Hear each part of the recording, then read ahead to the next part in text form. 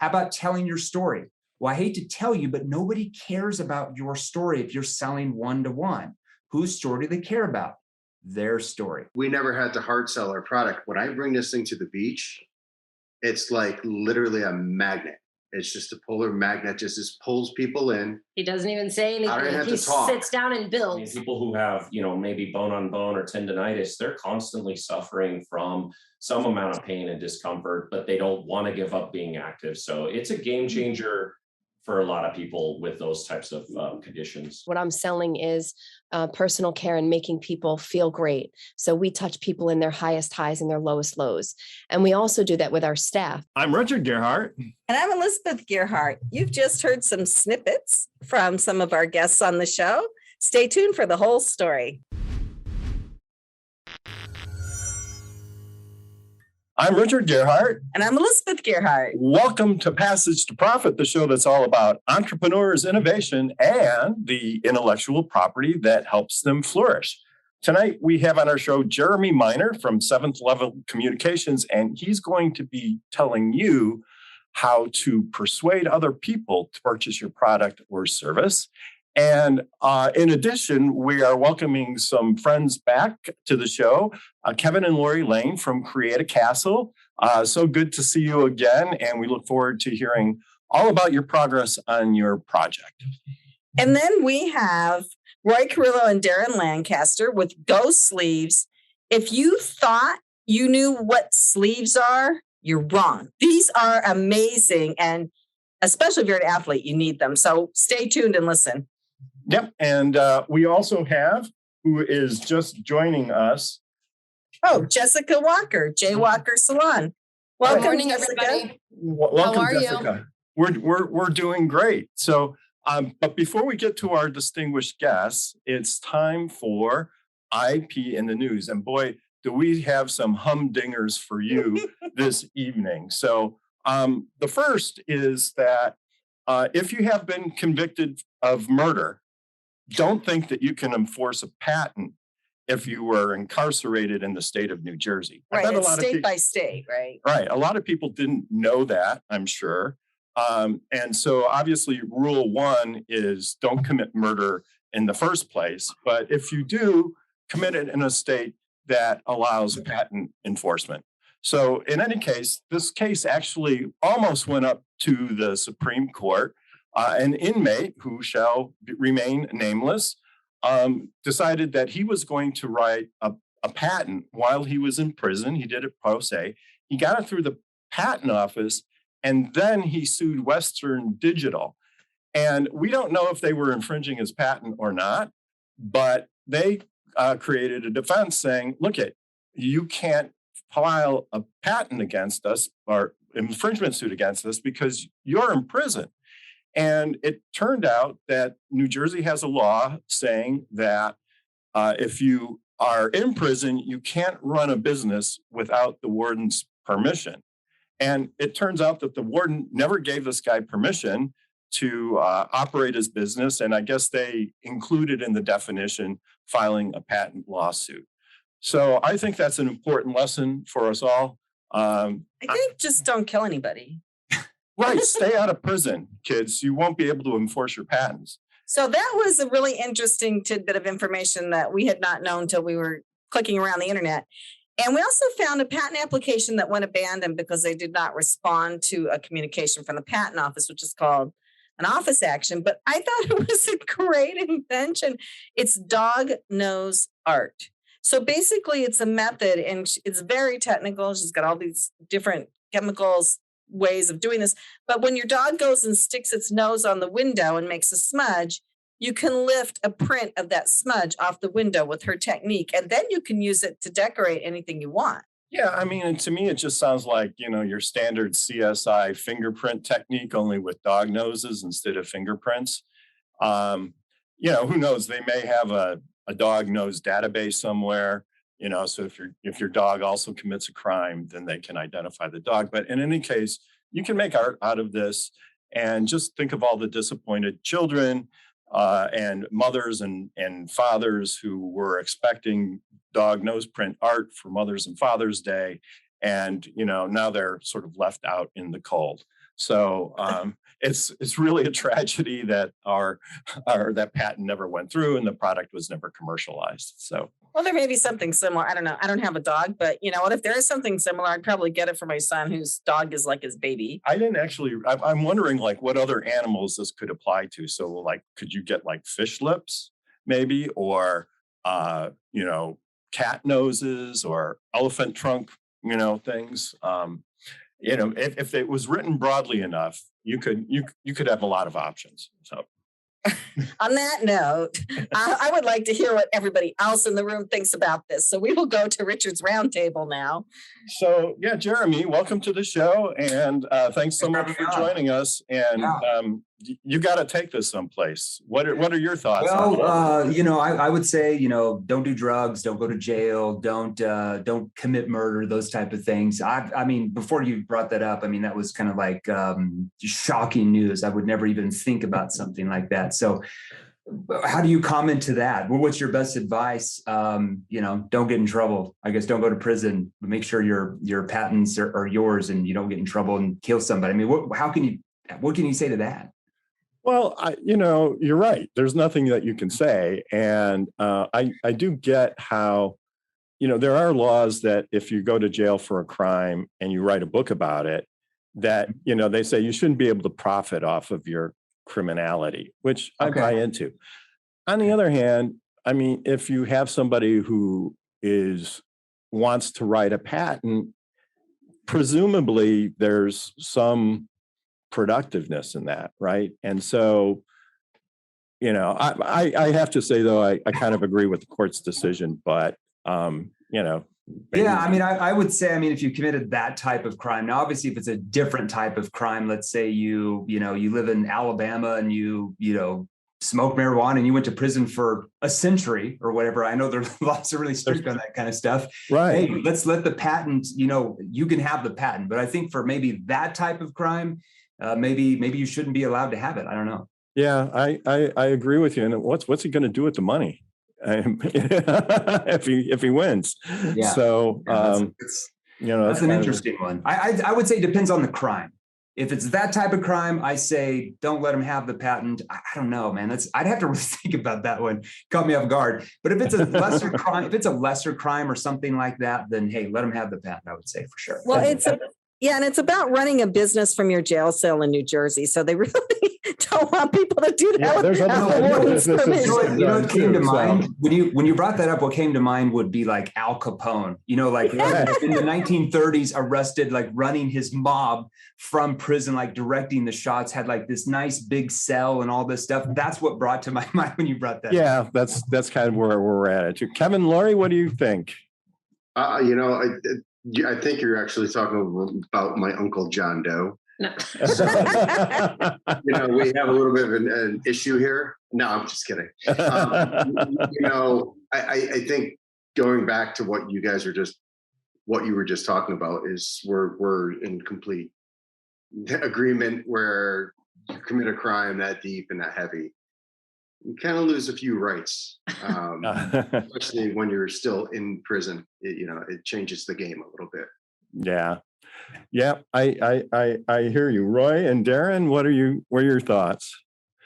Yeah, I can only come up with one scenario where I'm like, this could make sense. Is you know, you're stuck and there's only so much you can do. But you know, if there's some way you can still help take care of your family, create a business, maybe partner with someone outside, they could have the IP rights, they could, you know, essentially execute the business on your behalf. It's a way of still participating and taking care of your family. I'm on board with that. Yeah, it makes me wonder, while you're in prison, a lot of things goes through your mind. You have the time to think about all kinds of inventions. So I'm all about giving people a chance about getting the ideas out there. Could you sell the IP? You could, I guess that's a business transaction. So I guess it's up to the warden to decide. Maybe if you give the warden a cut out of it or something. Yeah, if the guy had cut the warden in, maybe it would have been a different, but I don't think wardens are supposed to work that way. No, I don't think so. But you're looking at it from the productive side and not only just the penal side to the individual, but you're also saying, hey, you could, I mean, this was a complicated patent. It was like, had something to do with disk drives for computers and stuff. So he was obviously a well-educated murderer. And so smart guy. I wonder how he got caught then. They always get caught. So you need to speed this up a little, huh? All right. So Jessica, do you have any thoughts here on these amazing stories? I'm all about contribution and being able to contribute to make the world a better place. However, I do feel like if you're behind bars, you're behind bars for a reason, and you probably should stay there and take your punishment, especially for murder. It's one thing if you're in there for, a different kind of crime, like what Jeremy was saying, but that's my opinion. Yeah. The part of the penal system is designed to penalize people, and it's not really a penalty if you get to do, all sorts of other stuff while you're there. Right. So Kenya? Yeah, so super quick, it makes me think a little bit about the Shawshank Redemption. I don't know if you remember that movie, right? Yeah. So I agree with Darren, in terms of giving people a second chance. I also think this entrepreneurship could be a great way to, recreate prison reform, right? We're trying to rehabilitate people to go back into society and not be a burden on society. So I think that there's a way to incorporate inventions, entrepreneurship, to create opportunities for folks to be able to support their family and to be able to come back into society. I know when you're murdered someone, it's a little trickier, but probably not going to happen. But if it creates an opportunity to support their family and create means outside of being burdened to the state, into the system, I feel like there's something to be said about as long as you don't get a luxury cell. For sure. You got like a 2,000 square foot cell with like sofas and big flat screen TVs. I don't know. And maybe you have to pay some of the restitution back to the state based on some of those profits. That's a good idea. That's a great idea. Or the family of who you killed, I guess, are crazy. Yeah, right. I'm swayed. I'm in agreement with you. Okay. Well, I was just going to say though that's an untapped market out there for somebody to run entrepreneur programs for prisoners. So if you like it, run with it. Right. So we won't be asking for any royalties. What you're saying is vote for free. So that said, I think it's time for a commercial break. And we'll be right back. We're listening to Passage to Profit. And we have our next guest, Jeremy Miner, coming up from 7th Level Communications. So stick around. Welcome back, everybody. It's Passage to Profit with Richard and Elizabeth Gearhart. Our special guest is Jeremy Miner from 7th Level Communications. And Jeremy is just a wealth of information about how to sell. And of course, people don't really like that term anymore. He's got a new approach that we think you'll find very engaging. And in whatever business you're in, obviously, you always have to persuade people to do something. And so Jeremy's an expert at that. So welcome to the show, Jeremy. And tell us a little bit about your company and what you do and how you do it. Well, Richard, thanks for having me on. I'm going to take all of that as a compliment. My kids say I'm pretty boring. So whenever I get any type of compliments, I just have to soak them in. So so we own a global sales training company. We're headquartered out of Sydney, Australia, with our USA headquarters here in Scottsdale, Arizona. I actually am in my house today because in our office space, starting yesterday, they started jackhammering the sidewalks right below. And so I figured that you might not be able to hear me that well with the jackhammers going. So I'm here in the home office today. So we started our firm about 3 years ago. A lot of learning mistakes, learning curves. The last year has been really good for us. I think we made the Inc. 5000 fastest growing companies in the United States. The top 5,000 were ranked like 1,230 something.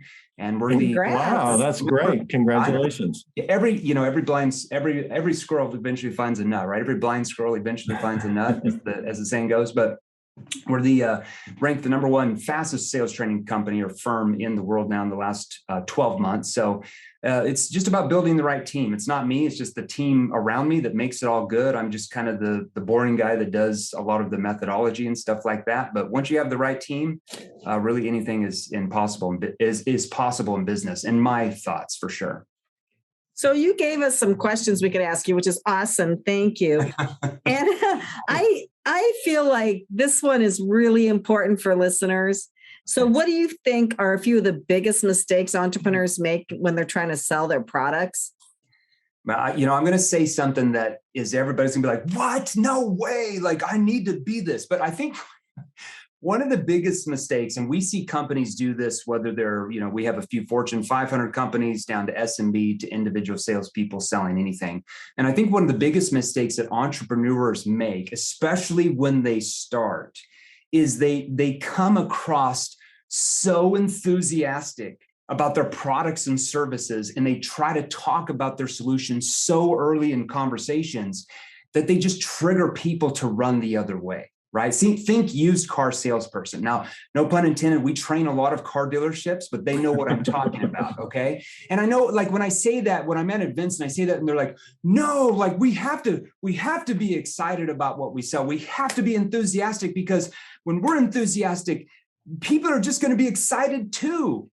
And I'm like, really? That's so interesting. I'm thinking about that. Really? So you go into Best Buy, and the Best Buy salesperson's really excited about that flat screen TV. And you're like, wow, that's so awesome, because you're so excited.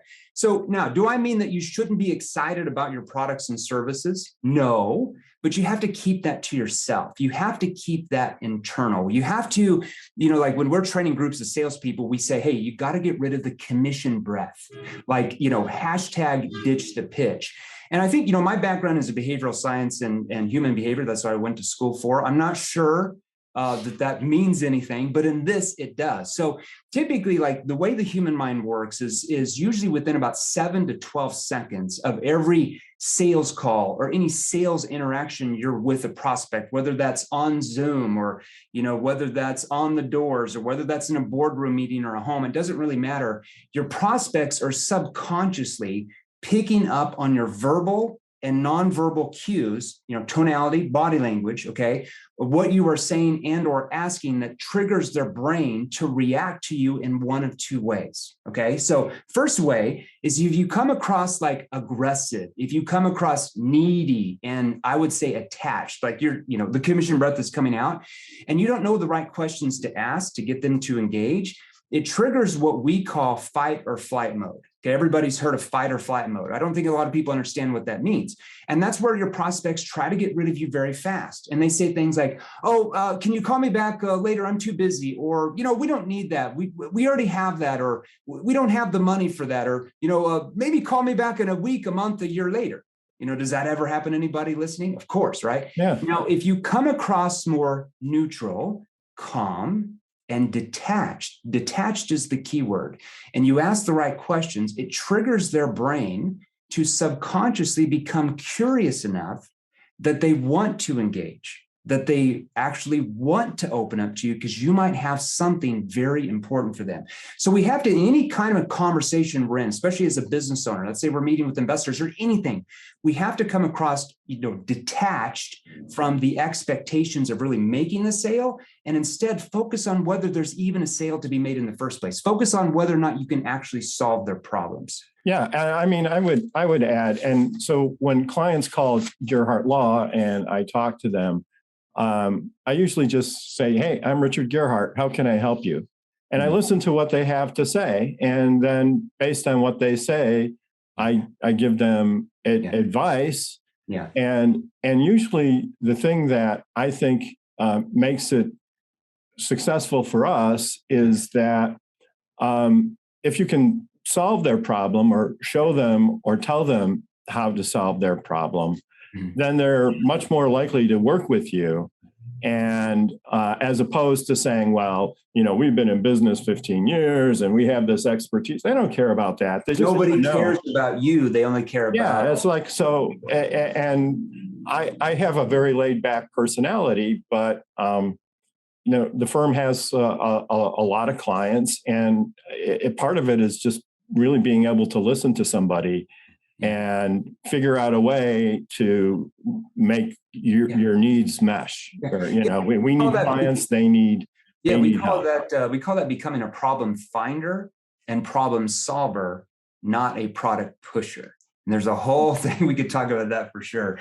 But you're so true. It's about disarming the prospect throughout the whole sales conversation. It's all about disarming the prospect where they want to open up to you, because if you can't disarm them, they just stay like surface level with you about what's really going on. And then there's no urgency for them to make a decision at the end of that first call or second conversation. Or maybe if you're, selling medical device and it's a doctor 3 months later, they just don't move because they don't feel any urgency, because you've never been able to open them up because your questions are too surface level. And human beings, we always hear this, do they make decisions on logic or emotion? It's 100% emotion. They just justify it later with logic. It's so true. So it's about disarming the prospect.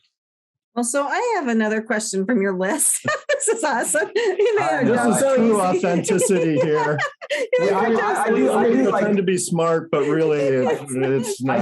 I do like three to five podcasts a week. And so we just came up with like the questions that seems like the audience liked the most. And we're like, you're just ask these questions. Well, good. So I'm really interested in this because sales have been happening since before even humans existed, right? Like the dawn of time, right? But so you have a new unique methodology though that the world apparently hasn't seen before called NEPQ. Mm-hmm. Can you tell us what that is? Yeah, so my I know it sounds kind of nerdy, right? So my background is in behavioral science and human psychology. That's what I went to college for. Now I actually dropped out 13 credits short of my degree. Just going to tell everybody, right? I just got bored, right? I already had my corporate career. I was out selling. I'm like, what do I need to go to college algebra for? So I just dropped out. That's my background. So according to behavioral science, there are actually, and I'll try to make this real quick. There's actually 3 forms of communication. Okay, so there's 3 ways to communicate. And for the listeners out there, I'd suggest you write these down because you don't know what you don't know, right? So let me guess, there's whispering, normal talking, and yelling. Yes. So, stop it. Yeah, exactly. I like that. So yelling works great. So once you understand really the differences in persuasion and kind of where you're at now, let's say if you're a business owner and you're running sales teams and you kind of start to analyze what your salespeople are doing, or you're an executive and you're like, here's what I'm doing wrong. Once you understand where you are compared to where you can be, it just will change everything for you in your business. So the first mode of selling, and I'll recap this real quick, we call that ERA, E-R-A, one type of sales. That's more like boiler room selling, like Wolf on Wall Street type of selling, but we're actually the least persuasive. This is crazy when you think about it. We're the least persuasive when we tell people things like, here's your problem. Like if we just tell them their problem, or we attempt to dominate them or posture them or manipulate them or push them into doing something we want to do, right? If you guys ever watched that movie, Wolf on Wall Street, I'm sure Jordan's a great guy, but that's how they portray him and his salespeople. Like, hey, I've got a great opportunity for you. And they talk about the features and benefits and then how they have the greatest this and the greatest that, which by the way, every salesperson says they have the best product or service, right? How many of you have had a salesperson come up to you and try to sell you something and say, yeah, we're just the fifth best product. See, everybody says it. 1 out of 5 ain't, the top 5 ain't bad, I guess, so right? Everybody says that we're the best. So when we say things like that, it actually triggers your prospect to actually trust you less because they're used to every salesperson saying the same thing. So they just view you like everybody else. They just commoditize you and put you off in the corner. Okay. So the first mode of selling, presenting, we've all been taught we have to have a great presentation, the 50-page slide decks, the 2-hour presentations, like you said, Richard. Here's our corporate office. We have an AA rating at the Better Business Bureau. We have the best customer service. We have the best. It's like in one ear out the other because nobody cares, right? How about telling your story? Well, I hate to tell you, but nobody cares about your story if you're selling one-to-one. Whose story do they care about? Their story. What about giving a sales pitch? We all been taught like, hey, you got to give a great pitch. Like, I hate that word. Like our clients, we actually mail them out t-shirts that say #ditch the pitch. Like, you got to stop pitching, right? Like today's consumer doesn't want to be pitched at. They want to be asked, heard, and understood. If you look at Shark Tank, if anybody watch Shark Tank, the budding entrepreneurs walk on stage and Mark Cuban and Damon John and Barbara, and they're all sitting there and they go into their pitch. Have you ever watched the shark's body language? They're like, like, oh my gosh, like, they just like look at them like, what are you doing? Right? You got to ditch the pitch. And what about putting sales pressure on them? How many people do that? So that's the first mode of selling. Now, the second form of selling is what's called consultative selling. Okay, that came out in the 80s, early 90s with a book called Spin Selling by a professor that actually monitored all these calls. It's actually a really good book for that time, but it talked about we need to ask questions to find out the needs of the client. What a remarkable idea. We have to ask questions to find out their needs. Okay? That came from a professor who studied it. Wow. Well, he did like thousands of recordings of sales calls and monitoring. It was a really good, it was groundbreaking in like 1986. But the problem is it's 2021. And things have changed. The buyers have drastically changed their buying habits. Social media, the power of the internet, completely different era, okay? So what's the downfall of just asking logical-based questions, though? When you only ask logical-based questions, surface-level questions, your prospects do what? They give you logical-based answers in return. And we just talked about that. Do people buy on logic or emotion? Well, brain studies show it's 100% motion. So once again, it's more persuasive than the first way of boiler room selling, but you're still playing the numbers game because very little emotion is brought up by asking questions that, Richard, what's keeping you awake at night? Or can you tell me two problems can you tell me two problems you have? Like, those are just surface level questions. Like, people don't feel urgency by surface level questions that 10,000 salespeople have asked them before that. Now, the third mode of communication, we call that dialogue. Now we're getting into the nitty gritty. We call that dialogue when we ask what are called, the brain term there, neuroemotional persuasion questions. That stands for NEPQ. This is the key. We're using certain questions and techniques that work with human behavior rather than work against it. That's the key. Work with human behavior to get the prospect to want to pull us in rather than us try to push our way in. So that's the $1 million question. How do you do that? Well, there's specific skilled questions you have to learn in a step-by-step structure that gets your prospect to sell and persuade themselves. That's what. So give us an example of one of those questions. Oh gosh, we could have 1,000. In what circumstance? Give me a circumstance. Let's say, I'll give you one. Maybe that'll help. Let's say that you need to build urgency in the sale. Okay. And you could ask a question like this. We call these consequence questions. Okay. Consequence questions allow the prospect to question their way of thinking that's allowed the problem to still happen. So I'll give you an industry specific example. That'll be better. Let's say if you sell, leads to companies, like you have a lead generation company, marketing company, and you sell like higher qualified leads to any type of business. Let's just say that. So towards the end of that call, I might say, but John, what if you don't do anything about this though? And you keep getting these lower quality leads over to your salespeople, and your sales keep stagnating, like you mentioned, the next 3, 6, or even 12 months from now. See, that's a consequence question. It allows them to see like, oh my gosh, what if I don't do anything about this? Or what? Okay, but what are the possible ramifications if your company doesn't do anything about getting these better leads? Or what are the possible ramifications if you guys don't do anything about this?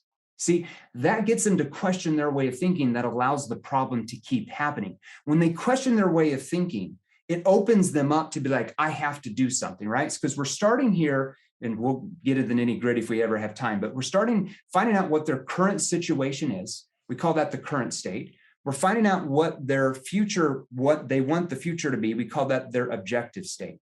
Current state, objective state. Now, what's the gap in between? All of these problems that if you learn the right questions, allow them to see they have that they didn't really realize they had when they first started talking to you. But here's what we always have to know. I always love when entrepreneurs are like, wow, I never even thought about that. When you first start talking to your prospects or they see any of your ads, most of your prospects don't even know they have a problem. They don't even know they have a problem, okay? Or maybe they do know they have a problem. Okay, let's say the Go Sleeves guys, right, with your sleeves, maybe they're an athlete and like, man, my joints hurt, but they don't really know how bad the problem is when they first start talking to you or see your marketing, okay? Or maybe they don't understand the consequences of what will happen if they don't do anything about solving the problem. Now, through your questioning, if you learn the right skills, not only you're able to help them find that they have one problem, not by telling them, because remember, if we tell them, what does it do? In one ear, out the other, because it's coming from you, the salesperson, you're biased. But if we ask the right questions, it allows them to see that not only do they have that one problem, but now you've helped them find that they have 2 or 3 or 4 other problems at the same time. And when you're able to help your prospect to see how many problems they have and how big the gap is from where they are compared to where they want to be, it's like a layup. They're just in. Yeah. So Yeah. that's amazing. It's and I think that's valuable. If it's valuable, because if those problems are real potential problems, then you're helping them find a solution. So yeah, I mean, we could, I would love to ask you all the questions on this list, but that would be like a 3-hour show. I know. I go off. I'm sorry. I just go off. No, I'm really enjoying, this is great for our listeners, great for us, but you also have a book, The New Model of Selling to an Unsellable Generation, which people should check out. And they can find you at, where can people find you? Because you actually coach people, right? Yeah, I mean, we train, like I said, we train Fortune 500 companies to SMB all the way down to individual salespeople. Our clients we train hundreds of different industries at this point. Anything that's sold, a product or service, it doesn't matter. So the book, just so you know, the book is published late spring 2022, so you can't find it yet. It's co-authored by a good friend of mine, Jerry Acuff, who's the CEO of Delta Point. It's a huge sales consulting firm as well. So we're writing that together. It's great. And then if they want to know more details about our training or anything like that, you can send them to, we have a free Facebook group. They would just go to www.salesrevolution.group. So they just go to salesrevolution.group, join that for free. We ask them a couple survey questions like what industry are they in? What do they sell? It kind of helps us know what type of training. And me, our CEO, our vice president, we have tons of our trainers that go live in there every day, and we give them different tips, different tactics. We do Q&As just to help them sell more of their products and services. So salesrevolution.group would be a good place. Well, you sold me, that's for sure. I was going to say, I didn't know I needed to join this group, but now I understand. Maybe you don't. I don't know. So a lot of good information and content there. So thank you very much, Jeremy. And we have to take a break right now, but we'll be back with more Passage to Profit right after this.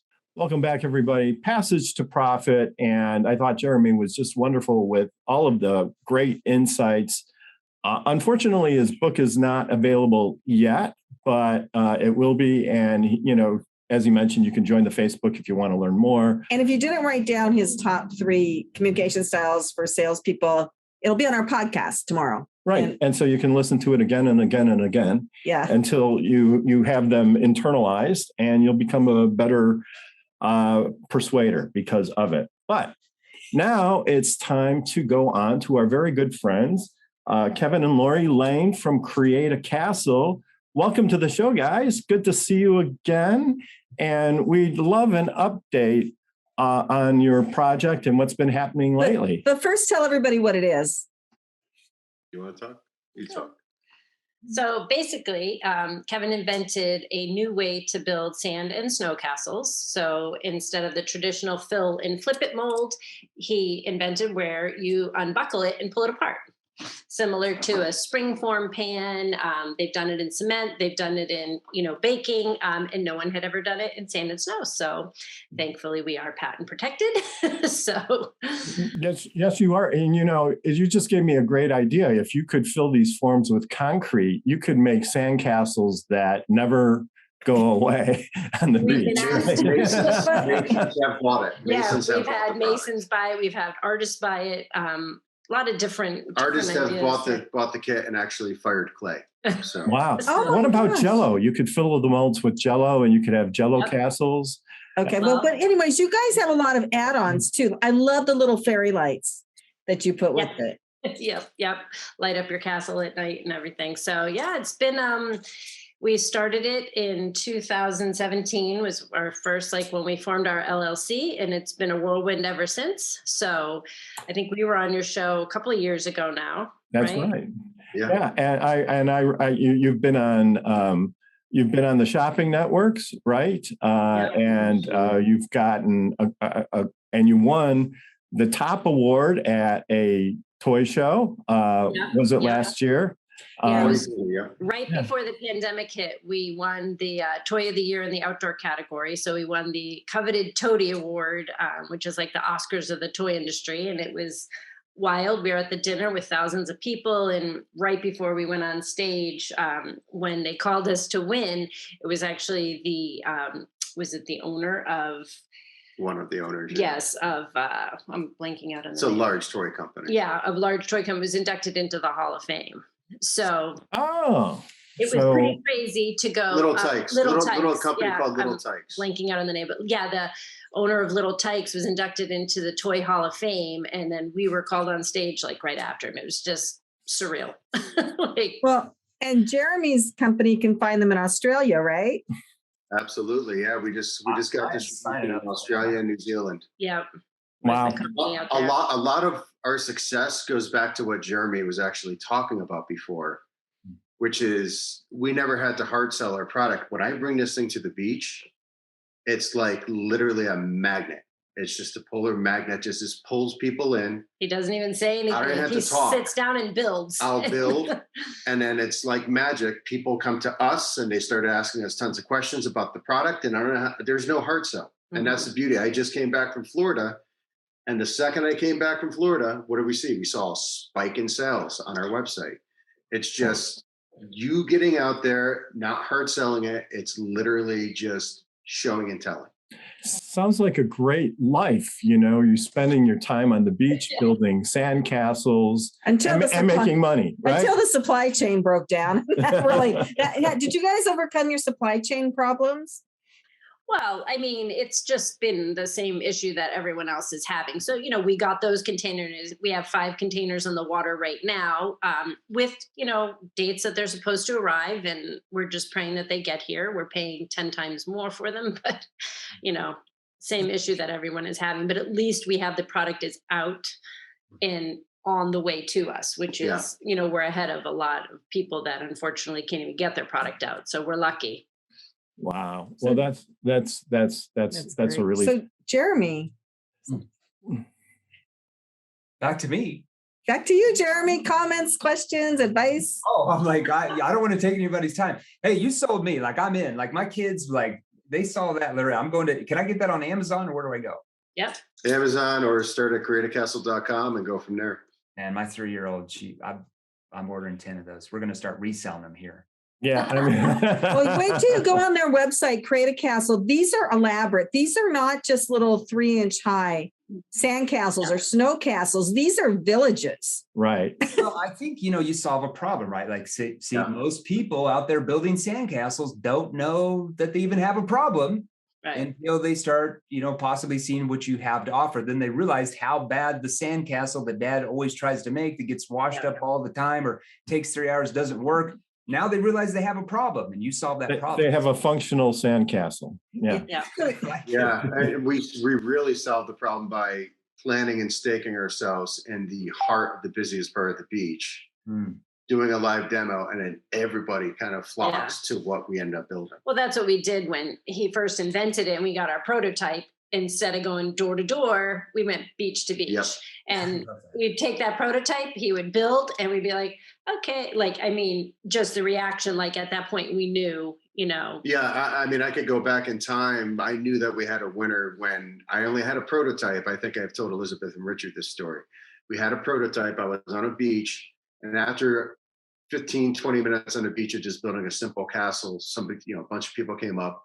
Happened to be a high-level banker from Boston area, because I was up in Boston, and heard my story, and he's like, "Can I invest?" Then right there, I knew right there at that point that we were onto something tremendously huge, because that doesn't happen. If you went in on Shark Tank, even Kevin O'Leary would be like lapping at you, offering cash. That's good.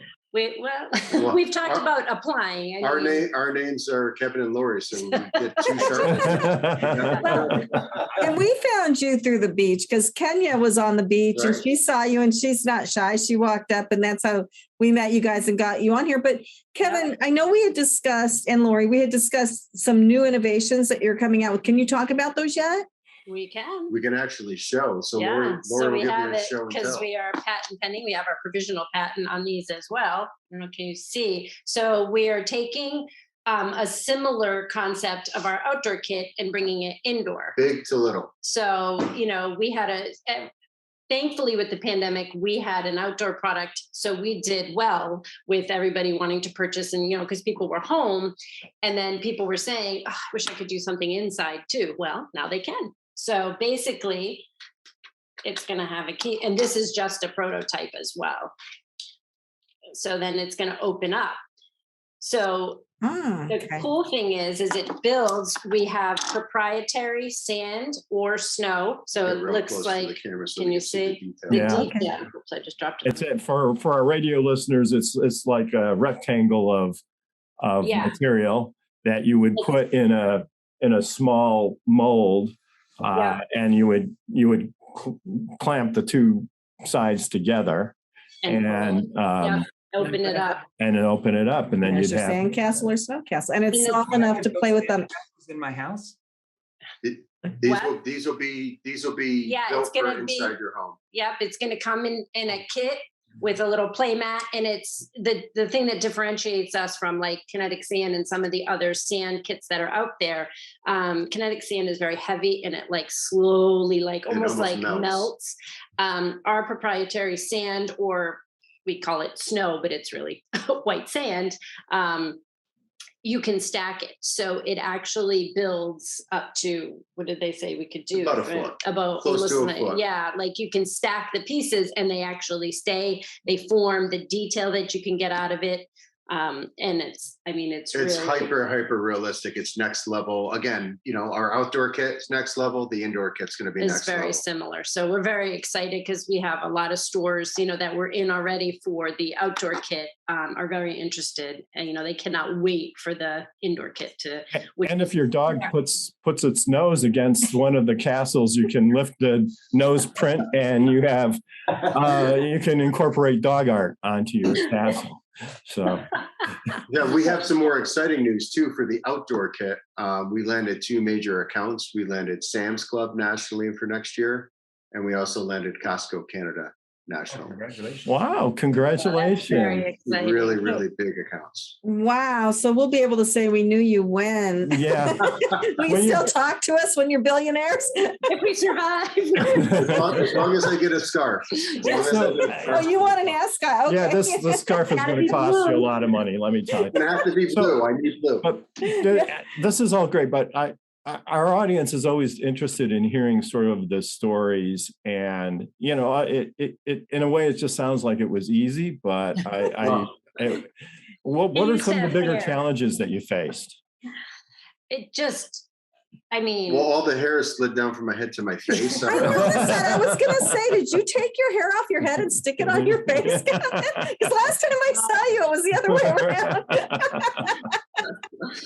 Gosh, there's been so many challenges, and every day there's still a challenge. The biggest thing is, and I think I like what Jerry was saying, the hopium, the thing is like, we've talked to so many people that are like, oh, just do this. Or if you watch Shark Tank, you think that it's very simple and like, oh yeah, no big deal. I built 1 million things in my basement overnight. No, you didn't. For anybody who's invented anything, it's a lot more complicated than that. But we have just made the right connections, which has helped. And, the one piece of advice that I would give to anybody starting this is, no matter where you come from, what industry you've been in, never burn any bridges, and always keep in contact with anybody you've worked with, because some of the resources that we have are from his past life, from my past life.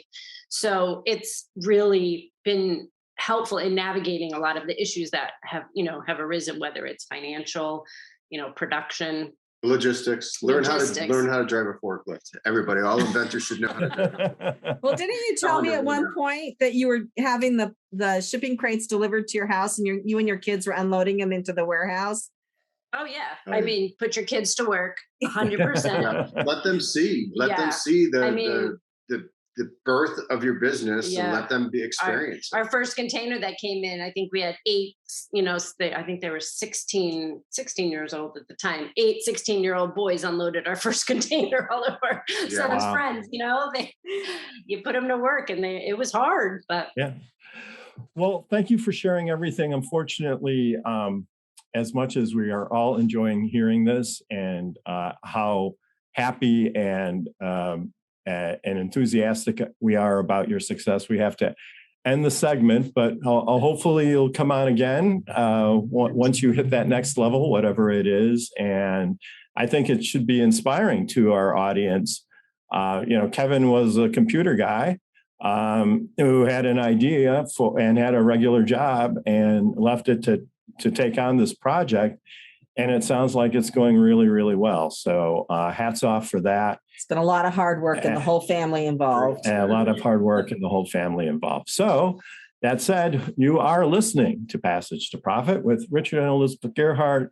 We'll be back right after this. Welcome back, everybody, to Passage to Profit. And Kenya Gipson was here, but then she left. I was wondering if it's something I said, but she may join us later in the show. She had a meeting. She had a conflict. And it's always something you said. Well, let's just get it out on the table. But we do have my lovely wife who's going to be presenting on her startup, Fireside. So, tell us what's going on with Fireside. Okay, so for those of you who don't know, Fireside Directory is a video directory of small businesses. And I started it right before the pandemic. And when everybody was sitting at home doing nothing, I interviewed a whole bunch of people for it over Zoom. So I have over 100 interviews. Now I'm working on the website. I found somebody to help me with it because I really need to bump the website up to the next level. And I filed a patent application on some extra things that go along with it. And I'm just excited to be working on it still. And again, I can't understand why you didn't use Gearhart Law for that patent application. Well, I drafted it myself. I am a patent agent, but I did have Gearhart Law file it for me. Oh, you did? So, yes. Wow, that's great. Yes. And they filed my trademark applications. So it's Fireside Directory. And the interviews spread word of mouth and through networking. And it was really fun doing the interviews. I'm not doing as many now.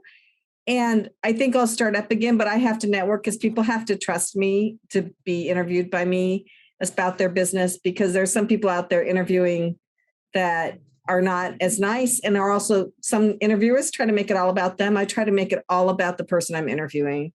And to me, that's the most important part. So anyway, I'm plugging away at it. Once I get the new website, I'm going to really go out and try to get more interviews going again.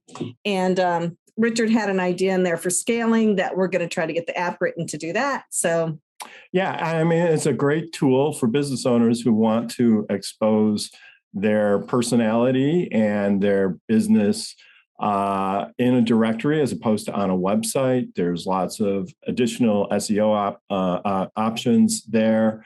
And it's great for consumers because they can see different providers and make evaluations based on their video instead of having to call 3 or 4 people. Well, the other thing about it quickly with the SEO stuff is that a lot of people are using voice now, like Siri and Alexa.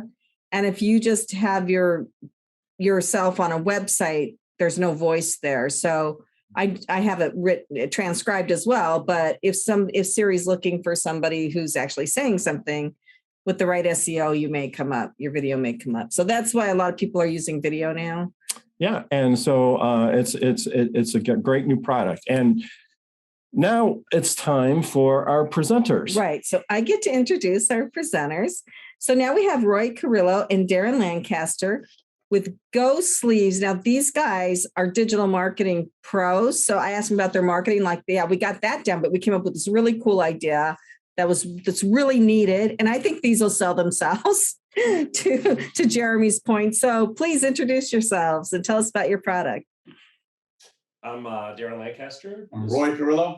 So we co-founded Go Sleeves and let's see if they sell themselves. So I'll ask you guys, Richard, Elizabeth. Okay. So in terms of being active and on the go, maybe doing some some training or things to take care of your body. Do you have any activities and any kinds of breakdowns that go along with that?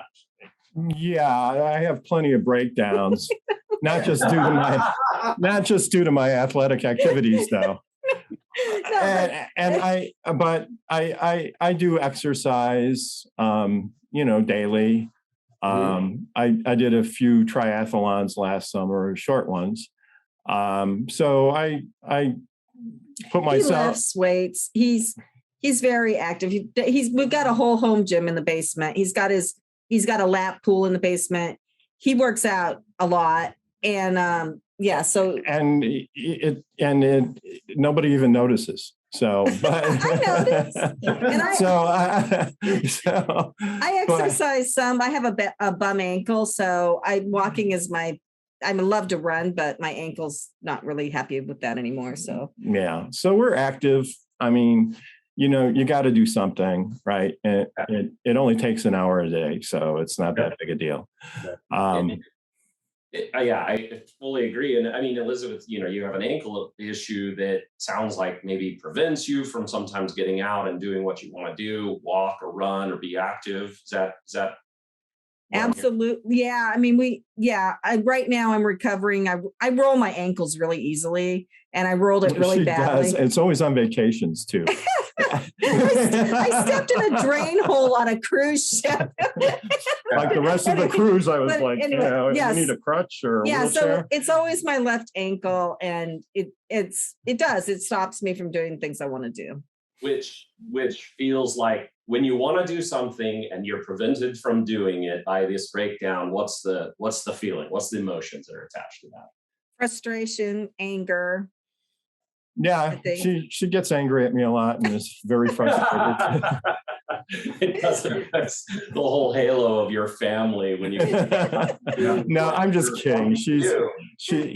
But it's frustration mostly. It's definitely uncomfortable. So yeah. So you just described who we appeal to. So it's folks who really are.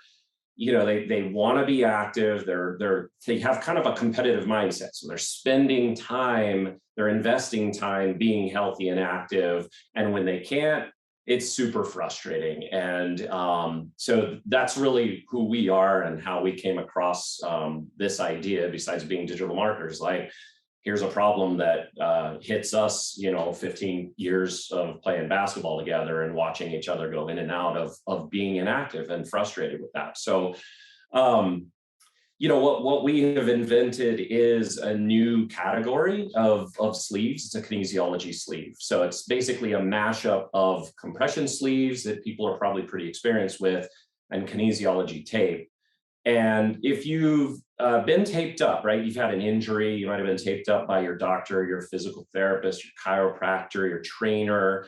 It's usually about recovery from an injury. Mm-hmm. And if you haven't been taped up, then you've seen it on the Olympics, right? The volleyball players or professional athletes, colorful tape all over their bodies. And it is more than a fashion statement. It's actually really functional. So it's helping people recover from injuries faster, mitigate pain, or to help with performance and to stay injury-free. So, we offer a knee sleeve currently, a knee sleeve and a calf sleeve. And what you'll see, if you can, for the YouTube folks, is inside the sleeve is kinesiology strips. It mimics the tape. And so with the knee sleeve, the tape pattern is targeting the key muscles, ligaments, and tendons around your knee as if you're getting taped up. The calf sleeve is the Achilles tendon, the calf muscle, shin splints. So rather than being taped up, you can just pull on a sleeve in seconds, and you've got a reusable, washable, much simpler to use sleeve than trying to tape yourself up, not knowing how to do it, and being frustrated that the tape falls off and it's very expensive if you're using it regularly. Oh, I wish you had one of those for feet, because I actually broke my little toe last time I rolled my ankle and I had to tape it to my other toe. I'm sure I didn't do it right. I got to do that, by the way. Well, our most requested product is a body sleeve. There you go. Like the whole body? Is this like, But it sounds like you've expanded out. So you've got for arms, you've got for knees, you've got for calves. I mean, probably the calf one would help me. Today it's calf and knee, and really that's, people who have knee issues, they they're already using Band-Aids. They know what it's about. So for them, we're certainly a much, much better Band-Aid, if you will, in terms of mitigating pain that they might be feeling, or just helping accelerate from injury. The calf sleeve is really interesting in that some of the top, triathletes or runners, trail runners, they have a different use case where they're really counting their bodies every day. And it's all about a recovery practice to get back to base the next day so I can train hard. And so they'll frequently use the sleeves as part of their recovery practice.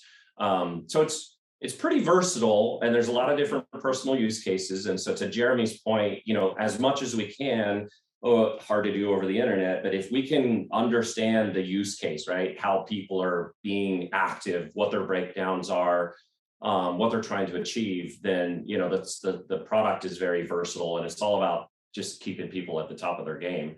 Yeah. But the elbow sleeve, to your point, elbow sleeve, elbow strap, that's what's next. It's coming early next year. That sounds great good for tennis players and basketball players and softball. I like what you're doing, because really even the smallest injury can really throw someone off their workout routine. And so sometimes just a little extra support can at least help you work on things that don't hurt, right? Work on muscle groups that don't hurt. And maybe, make those minor aches and pains more, palatable. So it's really important, I think, because if you do get injured, you may not go back to it. When you're a weekend warrior like I am, I broke my wrist falling off a bike in the spring, right? And no, he didn't just fall. He went over the handlebars. Yeah, I did like a 360. I hit the brakes too hard, and over the handlebars of the bike. But the point is that that really discourages you, and then you get out of the habit, right? And then it's hard to get back into it. So anyway, I think this can be really helpful. So Jeremy, do you? It's exactly that, and how we invented this product. I mean, we've been playing basketball for 15 years, and I've always had breakdown, and we find ourselves taping ourselves, putting compression over it. And so this is how this product came about. Yeah. And to your point, Richard, I think the main emotion that people attach to the sleeves when it's helping them overcome something and they can stay active, it's just confidence, right? It's that I'm confident I can be free to just get after what I'm trying to do. And for some people, that can be a game changer, because people who have, maybe bone on bone or tendonitis, they're constantly suffering from some amount of pain and discomfort, but they don't want to give up being active. So it's a game changer for a lot of people with those types of conditions. In fact, one of our first users was able to enjoy Nashville. And he didn't even think that he'd be able to vacation in Nashville. And he came back with one of our prototypes during our early stage, and was really ecstatic and happy and almost crying that he was able to actually walk Nashville. Wow. So Jeremy, do you have any thoughts or it's a product really that can change people's life. You look at Elizabeth's, you're like, man, I want to get out, I want to be more active, but my ankle, and if you have something that can really help that, you actually open up a whole different life for that person. You like I said, you're problem finding and problem solving. You're not really pushing the product, you're problem finding, problem solving. And this is a product that solves a lot of deep emotional problems with people that I think they probably don't really think about, because I think most people become comfortable with being uncomfortable. Let me repeat that. Comfortable with being uncomfortable because they don't know what they don't know. So when a product comes around like that, and you're able to help them, ask them questions to help them see that, they could be here, they're here now, but they could be here. What's the gap? All these problems they didn't know they had before your marketing or your salespeople got on with them. And I think that, it's an emotional product that helps them solve massive problems. If you can't get out and do what you want to do in life, just a real bummer. Yeah, for sure. Well, we're going to go hiking in Arizona in a couple of weeks. So come visit me. I'm in Scottsdale. Okay. Well, yeah, we're going to fly into Phoenix. We're going to go up to Sedona, but Yeah, I think I'm going to order the calf one, so it'll be easier for me to hike with this ankle the way it is. We're going to see aliens. We're taking a tour that guarantees that we're going to see aliens in Scottsdale. They're walking around though. I mean, from outer space, not other types of aliens. I'm sure those are easy to spot. Our goal will be that you at least make it to them, and if you need to run away, then you have enough, support, confidence. We'll be in good enough shape to beat those aliens. Little green men. So, anyway, we have to wrap up this segment, but this does sound like you're really solving a really important problem for a lot of people, because if I can't move, I feel like once you stop moving, you start dying, because I have to be moving all the time. And having bum extremities, ankles, legs, knees. Really, she's like a shark. She has to keep moving. I have to keep swimming. Anyway, so listeners, you are listening to Passage to Profit, and you can find this product at gosleeves.com. And we will be right back after this message. Well, welcome back, listeners. It's time for our final presenter, Jessica Walker. So Jessica, I assume, started with one beauty salon and now has many in New Jersey, and was very active during quarantine too, to help salons all over the state survive. And we really want to hear her story. So welcome, Jessica. Good morning. Thank you, everybody, for having me here. Listening to Jeremy and Darren and Kevin and his wife, I'm tapping into all of the different problems that you guys are solving. For me, I am selling, but what I'm selling is personal care and making people feel great. So we touch people in their highest highs and their lowest lows. And we also do that with our staff, because our staff are here to give of themselves so that they can make others feel good. I have 5 children, so the sandcastle idea is unbelievable. And I'm like, gosh, it seems like those Sunday afternoon conversations sometimes that never come to play. You wonder all those ideas, how they die off, but I really commend you both for running with that. And I think, like what Richard was saying, enjoying your life while selling what you do on the beach and making money. How could that be better? I work out a lot. Like I said, I have 5 kids, but I do work out every day and I train. So I think that your product, I have a couple of daughters that played college lacrosse, and they're always taped up through high school, middle school. So having this product, I think, is going to be really amazing. So, I'm all about connecting, and I love to, the reason I think why I'm still in business is because, I am innovating every day with life and issues and problems. And we all come against struggles. And something that my father taught me when I was a very little girl was get up, get dressed, and show up. And that really has been the basis of how I do things, because sometimes it can be really difficult, especially going over the pandemic. But with all of that, I put myself out there by trying to be a voice for small businesses across the country. And, I think that it gave more meaning and purpose to what we do. As the beauty industry, we all look in the mirror at ourselves every day. And I believe when our outer looks good, your inner feels better.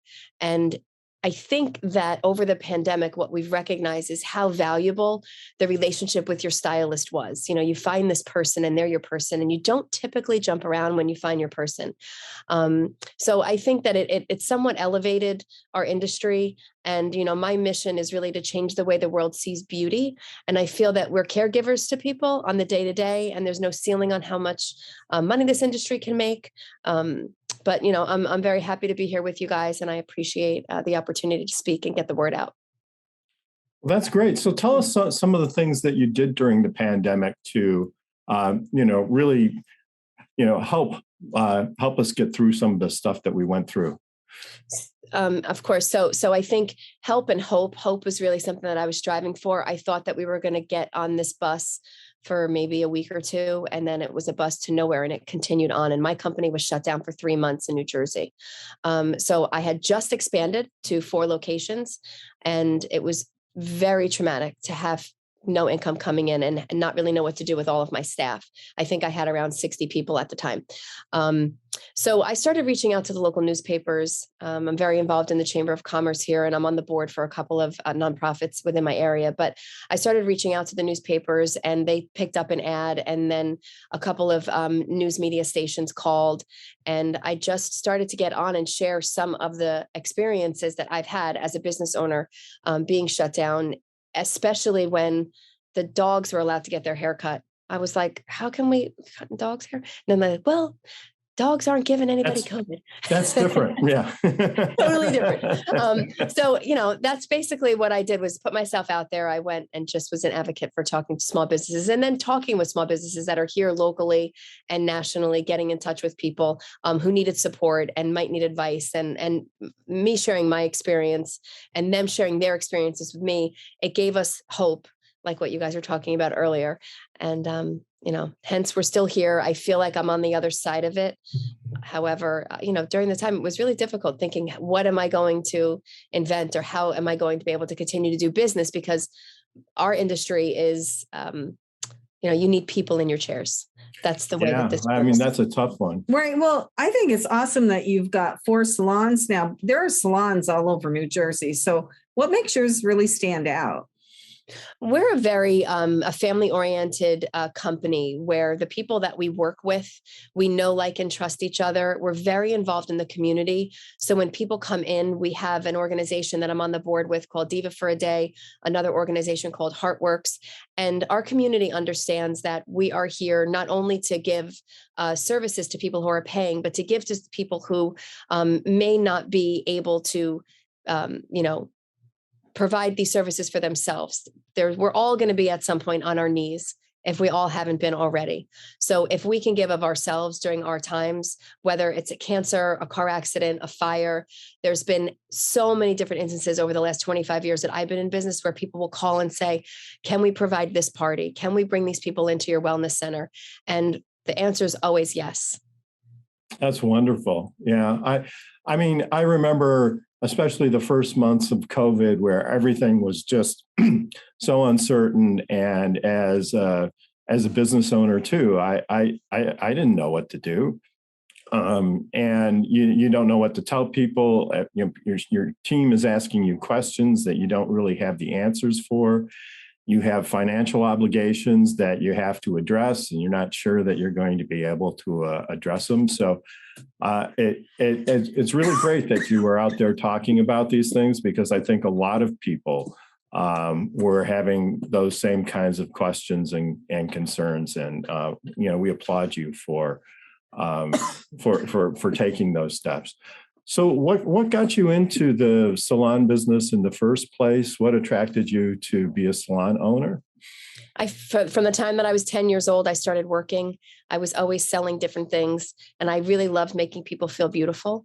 So when I graduated high school, I actually had a little girl. I had to do something that I was going to make money. And I went into cosmetology school, and I opened up my salon. I was 19 years old. So I was in a small shopping center that had a lot of traffic. And again, I really feel that the reason why I'm still in business is because the connection that I make with people. And, I think when you're coming from a place of love, magic happens. And, that's how I'm here. Yeah. I just want to say one thing. I noticed here that you have quite a few accolades and quite a few awards, and you're one of the best 50 women in business for 2021 from NJ Biz, but you're also best of the knot, which I actually recognize the knot because my daughter-in-law and son used the knot for their wedding planning. So, and there are a lot of people on the knot. So that's pretty impressive too. So you obviously are doing something right. Oh, thank you. I have a pretty big wedding business. We have an on-location beauty company where we'll go on site for any event. We do a lot of bar mitzvahs, sweet 16s. We do a ton of weddings, but we'll send our team out, and we go all over the country. We've been out of the country as well. So again, we love making people feel beautiful. And, the bigger problem you solve for a community, the bigger reward you have, like what Kevin and his wife were doing. They're solving this problem of the sandcastles. That's so frustrating. And my kids are always like, Mom, you stink. That's terrible. Now I can buy yours, and they're going to think I'm a hero. So Kenya has joined us. Kenya, do you have any questions for Jessica? I do, Jessica. I just would ask, what advice do you have for other creators or stylists in the beauty space in terms of how to pivot during a tough time? Because you seem very creative and innovative. What advice would you give to them if they're feeling a little stagnant and they haven't been able to fully recover from everything that's been going on? Yeah, I think the recovery process is a development. It's going to take time. My biggest piece of advice, I believe, is to first get up, get dressed, and show up. That's a value that I have from when I'm a very, very small girl from watching my parents. But have mentors. Find mentors that are in your life. They don't even have to necessarily be in your industry, because business is business. You have to have system, structure, consistency, right? So having those mentors and those relationships where you can know, like, and trust the people that you're getting their experiences from really can change the trajectory of hope for you, and for anyone that's out there within any industry. But I think if you're a stylist specifically, finding someone who's done it well and who seems to have security in your lane would be, my best piece of advice, because that's really what I looked to during that time. Wow. That's great advice. And I'm down with the structure, getting up and going off to work every day. Even during the pandemic, when I was the only one in the building, I got dressed up in my suit. I don't normally. He got up and exercised first. But I don't normally wear this ascot. But I did it because I wanted the staff to see that we could continue on and be in a sort of a regular pattern. And I did it for my own coping, just because I'd had that habit for so many years. I didn't see the pandemic as a reason to disrupt that. And I think in the long term, it benefited us. I don't know. But well, you're here and you seem quite happy. You both are smiling. You're very comfortable on camera and very welcoming and warm. So I think it's done you right. It was hard. I think for me, I had never taken more than a week off in my entire life, not even from being a kid. I've always worked, and never taking more than 7 days consecutively off was really eye-opening when there was nowhere to go. So, that would have been wild. Yeah. I used it to build Fireside up, but that was crazy. So I did want to see if Jeremy had something to say. Yeah. I mean, hey, Jessica, I think that's, I just want to commend you to like being brave and doing something. I think when all this stuff happened, and there was different states that were closed down more, some were less, some were more, whatever, but actually like standing up and like probably saying what a lot of people wanted to say, but they just weren't brave enough to say, and like standing up for small business owners that were impacted the most, because all these big corporations got, more bailouts, right? And all that kind of stuff. And you actually like stood up and you were brave and you did something, and it might not have been popular with the era we live in right now, but you like stood up and you actually were brave and you did something. Because I know a lot of small business owners were thinking the same thing. I got a friend that had a hardware store, and he's like, why does Lowe's get to stay open and I can't have a business, but Lowe's is open and I'm right next to them. And in my store, there can only be 20 people, but in Lowe's, there's 500 people today. So thank you for standing up for small business owners. Yeah, that's excellent. I'll do an air shake. Yeah, we don't have a lot of time left, but I was wondering, where are your 4 salons? So I have one located in Mendham, New Jersey. I have a salon located in Bernardsville, New Jersey. I have a salon located in Basking Ridge, New Jersey. And I have a wellness center that was just opened a little bit before COVID. That's also in Bernardsville. That was a spinoff of us having a spa. And I really felt like the wellness center needed its own space to be able to not only help people look good on the outside, but to work on the inside as well. Great. Excellent. Yes. So, and people can find you at jwalkersalon.com. Is that right? Exactly. Yes. Great. Well, I look forward to your business growing even more. I hope it does for you. And I look forward to visiting your wellness center, because I would like to do that. Yeah. I'd love to have you. Yeah. So listeners, you are listening to Passage to Profit with Richard and Elizabeth Gearhart on WOR 710, the voice of New York. And we'll be right back. Well, welcome back, listeners, to Passage to Profit with Richard and Elizabeth Gearhart. It was such an awesome show. I had so much fun, and I learned a lot too. So, and if you missed any of it, or you want to rehear some of it, because there was some pretty valuable information on this show today, the podcast will be out tomorrow on iHeart Podcasts and all the podcasting sites. And also go to our YouTube channel. We always get the best looking people on the show. I keep saying that, but it's true. Well, thank you, dear. Yes. And you can see Richard's ascot. He's Thurston Howell III. But anyway, to summarize, our guest was Jeremy Miner with 7th Level Communications. And he is using a brand new technique for sales that blows everything else out of the water. Yeah, And he uses mind control.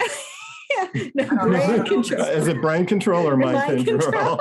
it's you can find him at salesrevolution.group and join his Facebook group, and he'll help you with your sales. And every entrepreneur needs sales. Everybody needs sales. Like, even if you're trying to make friends, you gotta convince people why they would want to hang out with you, right?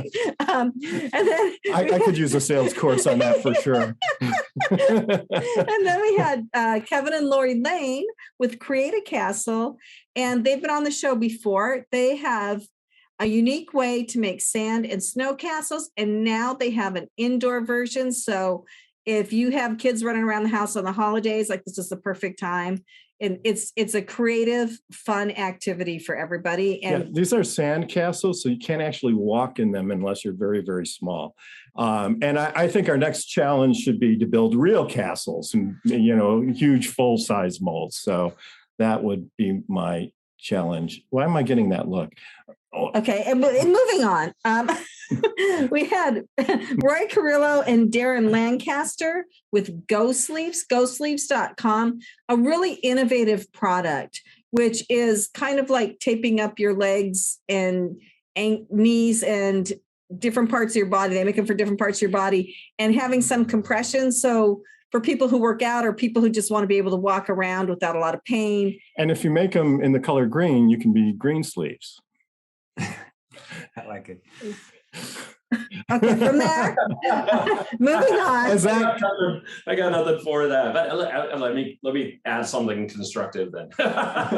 Your visitors can use a promotion code Passage to Profit and get 20% off on their order. Oh, sweet. Does that work for hosts too? Even you guys, yeah. And then we had Jessica Walker with jwalkersalon.com. She's got 4 hair and beauty salons in New Jersey, but she does a lot of weddings and stuff. She travels all over the country and brings her team. And I know our son just got married last May, and we had a hotel room that had like a lot of room in it, and they had somebody local to the area come, and like all of our guests tonight, really amazing person too. So. Yeah. So she does a lot, but really, when someone's getting married, she'll take all the stress out of the prep for you. And also just like visit her salon. She's got a wellness center too. And we cannot forget our media maven, Kenya Gipson. So that's Gipson with a P. So Kenya Gipson at iHeartMedia.com. As we've said many times before, she was the brain for this show. She came up with it, the idea and the format, and she's been working with us on it ever since. And if you have digital marketing needs, she can help you with those. She can help you with radio spots. She can help you with, Facebook advertising, anything through iHeart. So get a hold of Kenya if you need some advertising. She's often imitated, but never duplicated. So. And with that, over to you, Richard. Well, thank you everybody for listening or viewing Passage to Profit. We love you. Stay tuned next week. We're going to have another fantastic episode. But before we go, we'd like to ask our guests for some final words. So, Jeremy, what words do you have for our audience? Yeah, so I think about because a lot of people say, like, I'm not in sales. Like, why do I need to learn how to persuade or influence? But I really think if you think about what you do, everybody listening now, all of us, everybody really in the world is out there trying to persuade, influence, we're trying to convince, we're trying to move others. We call that non-sales selling. Even if you're not being paid a commission for it, like if, let's say if you're a business owner, like everybody is on here, and you're trying to get your employees to follow your vision of where you want to take your company, well, what are you trying to do? You're trying to persuade, influence, you're trying to move others. If you're an employee on the flip side, and you're trying to convince your boss to give you a pay raise, what are you trying to do? You're trying to persuade. Trying to get more money. You're an attorney, like we talked about, and you're trying to convince the judge that your client's innocent. Well, I hate to say, you're trying to convince, persuade. Politics. If you're a politician trying to get people to vote for you, you are trying to persuade, convince, and move others. So selling, Elizabeth, like you said in the beginning of the show, persuasion has been around even before the world started, right? If you read the Bible, like in the book of Revelations, it talks about how there was a war in heaven right? And a third of the host of heaven didn't accept God's plan, and they got thrown to the earth, right? Satan and his followers, and everybody else accepted the plan. What was So that? you've convinced us. Kevin, Laurie, what do you have to say for your final words on Passage to Profit? Well, we just want to say thank you for having us on. We love being on your show anyways. I mean, and it goes back to, all the paths the people that you meet and the paths that you cross. We wouldn't be here if it wasn't for meeting Kenya on a desolate beach. No one else on that beach, Atlantic City. Kenya and her husband walking by watching us build. So, it kind of started from there, and we learned so much in the show. Jeremy, you're hired. Darren, you guys were buying your product. Yeah, our son works out. It's perfect fit for him. Our son's a crazy fitness guy going to school for health sciences. So he would love your product. A great stocking stuffer. And I'm coming to get my beard dyed. And just so impressed with everything that you've done with the salons, and kudos to you for helping the small businesses, and people should strive to be whatever they want to be, and don't ever insult or say parents wouldn't want, their kids to be hairdressers. Don't ever insult yourself like that. Yeah. I'm older than you, so I can say that. No, it's okay. Good. Good for you guys. But, great show as always. We love you, Elizabeth and Richard. So thanks for having us. Thank you so much. We love you too. And unfortunately, we have to sign off now. Before we go, we'd like to thank our producer, Noah Fleischman, our project coordinator, Alicia Morrissey, our video editor, Chatterboss, and the whole iHeart team. You are listening to Passage to Profit on iHeart Radio, WOR 710, the voice of New York.